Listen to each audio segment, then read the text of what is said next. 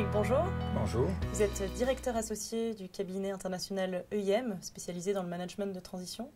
Quel est le message des 100 jours? Le principal message des 100 jours, c'est que le temps compte. Le temps compte, mais il y a un temps pour tout. Un temps pour écouter, un temps pour parler, un temps pour agir, et après un temps pour prendre le temps de réfléchir. Alors pourquoi le temps compte-t-il autant? Premier point, c'est que les circonstances peuvent l'exiger. Les circonstances peuvent exiger des mesures rapides pour arrêter les hémorragies et pour que l'entreprise garde ses marges de manœuvre et garde la maîtrise de son destin. Le deuxième point, c'est que c'est pendant les 100 jours et la période d'état de grâce dont on peut profiter qu'on peut gagner le cœur des gens. Le troisième point, c'est que la première impression est souvent la bonne.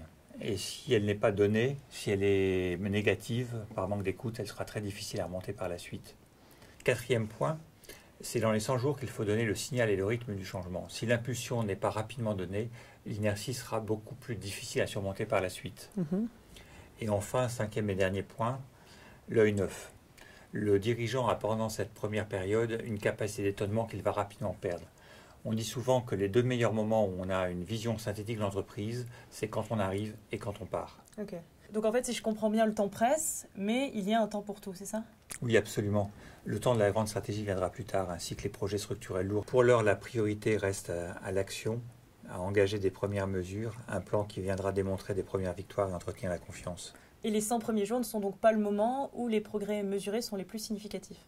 Pas nécessairement, mais les 100 premiers jours conditionnent la réussite future de l'entreprise et du dirigeant. Les 100 premiers jours sont donc incontournables pour la réussite du dirigeant et de son entreprise. Merci Frédéric. Si vous souhaitez nous faire partager votre expérience sur le sujet, retrouvez-nous sur les réseaux sociaux.